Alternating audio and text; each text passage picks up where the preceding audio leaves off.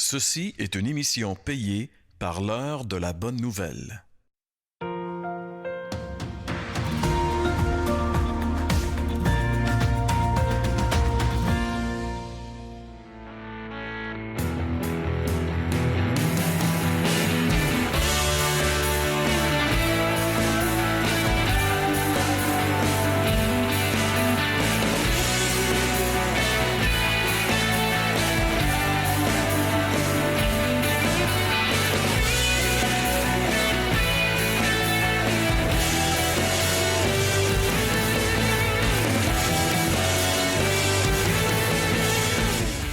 Bonjour, bienvenue à l'heure de la bonne nouvelle.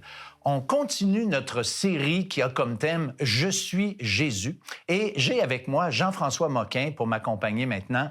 Bonjour Jean-François. Salut mon cher François. Tu peux nous dire le sujet qu'on va toucher aujourd'hui dans cette série? Oui, exactement. Jésus dit aujourd'hui « Je suis le pain de vie ». C'est un petit peu plus surprenant. C'est rare que quelqu'un se présente en disant « Je suis le pain ». Même si le gars est boulanger, généralement, il va pas dire « Je suis le pain ». Mais comme on a vu dans plusieurs émissions qu'on a fait, Jésus utilise souvent des analogies qui nous permettent de connecter avec des besoins tangibles dans notre vie. À un moment donné, Jésus dit « Je suis la lumière du monde ». Il peut dire aussi « Celui qui a soif peut venir à moi ». Là, maintenant, il parle du pain de vie pour illustrer une réalité qui... En fait, il y a le parallèle du pain qu'on mange dans une réalité spirituelle. Comme quoi, notre âme a aussi besoin de se nourrir. Absolument. Bien, écoute, c'est la question qu'on a posée aux téléspectateurs en relation avec le pain, c'est-à-dire la nourriture du corps. Et la question est la suivante. Croyez-vous que notre âme a des besoins de la même manière que notre corps a besoin de nourriture? On ne sait pas moi, je sais pas quelle nourriture qu'elle a besoin. C'est plutôt notre âme qui nous nourrit, je dirais. L'âme, je la nourris, moi, à coup d'humanisme, des gestes humains qu'on voit plus. Bien, je vais la nourrir par les paroles de Dieu dans la Bible, mais aussi par la création. La nature, quand on regarde les paysages, les choses comme ça. Je pense qu'on a besoin d'être compris. Je pense que c'est un petit peu ça le sens de la vie, là, d'aller chercher une raison là, pourquoi on est là. Bien, l'âme, j'imagine que c'est comme, on va comparer ça à un jardin intérieur. Puis oui, ça a besoin d'être nourri, c'est comme un jardin. Regarde, il faut que ça soit débroussaillé, il faut que ça soit nourri, il faut que ça ait du soleil, il faut que ça se repose. D'être nourri, mais d'être nourri par la réflexion, d'être nourri par la pensée, par la marche en réfléchissant, tout simplement. Être bien avec son âme, être en paix. Par des réflexions, des passages de la Bible. Moi, quand j'étais plus jeune, à l'école, il y avait le recueil biblique et la Bible. Et puis, j'en lisais. Je n'ai pas retenu tout, là, parce que c'est tellement volumineux. Mais ça nous fait réfléchir, là, je veux dire.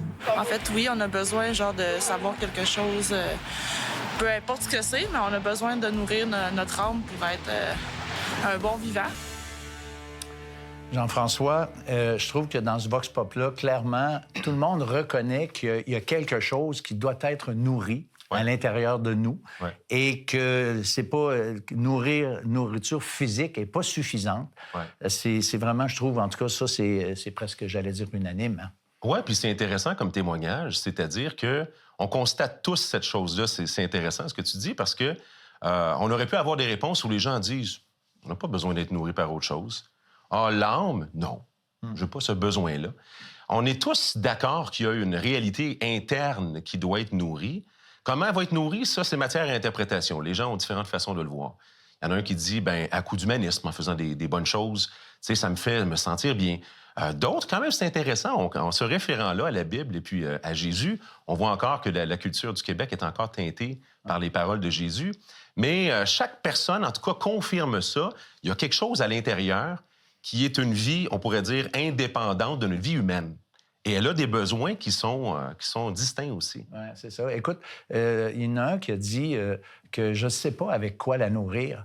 Et je pense que la réponse de Jésus ou la déclaration de Jésus qu'on regarde aujourd'hui, elle est spécifiquement la réponse à cette question-là. Jésus est le pain de vie. Alors, c'est ce qu'on va voir ensemble après la pause, justement avec Jean-François, pour aller plus loin dans cette réflexion et regarder de près cette déclaration de Jésus. Je suis le pain de vie. C'est comme les gens ont fait le tour du lac pour venir puis le retrouver. Mais là, Jésus a l'air d'être plutôt sévère avec eux. Parce qu'il veut corriger le problème. T'aimes entendre ce que je dis? Tu veux avoir le bénéfice? Tant mieux, mais ça ne se passera pas avant la croix de Jésus-Christ. Vous avez des questions ou des commentaires sur ce que vous venez d'entendre? Contactez-nous par téléphone ou réagissez sur les médias sociaux.